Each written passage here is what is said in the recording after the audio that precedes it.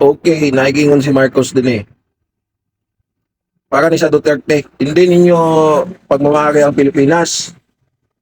Dili daw nila pagmamayari ang Pilipinas. Kayo-kayo ang sumama. Kasi, kuwan daw, tungkol daw sa apelido niya na Marcos. Tapos, binuto daw siya ng tao. Then, kasi daw, Marcos daw, matunog daw. Wow. Wow. Okay.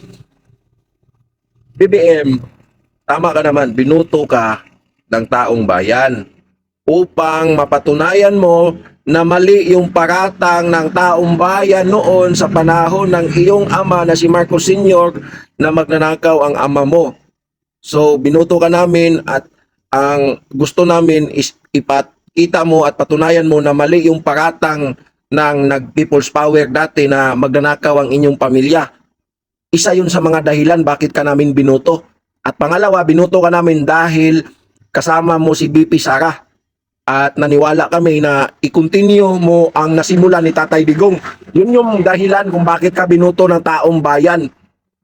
Oo. Na maraming gustong mabigyan kayo ng pagkakataon chance. Kasi alam mo naman, ban na talaga kayo. Yung apelido mo, ban na talaga yan sa Pilipinas eh. Himala na lang nga, nanalo ka pa bilang presidente ng Pilipinas. Kaya dati binuto ka namin, pinaglaban ka namin, sinabihan namin yung mga anti-Marcos na bigyan natin ng pagkakataon na itong anak ni Marcos Sr. is papatunayan niya sa buong taong bayan, buong Pilipino na mali yung paratang na magnanakaw sila. Pero ang ginawa mo, binigyan ka na nga ng pagkakataon, instead, sana, hindi mo sinayang yung pagkakataon na yun. Pero ang ginawa mo is, pinatunayan mo lamang kung bakit kayo pinaalis doon sa Malacanang sa panahon ni Marcos Sr. Oo. Pinatunayan nyo lamang. Kasi nga, magnanakaw ang pamilya ninyo. Yun yung totoo. O, magnanakaw ang pamilya ninyo. Yun lang.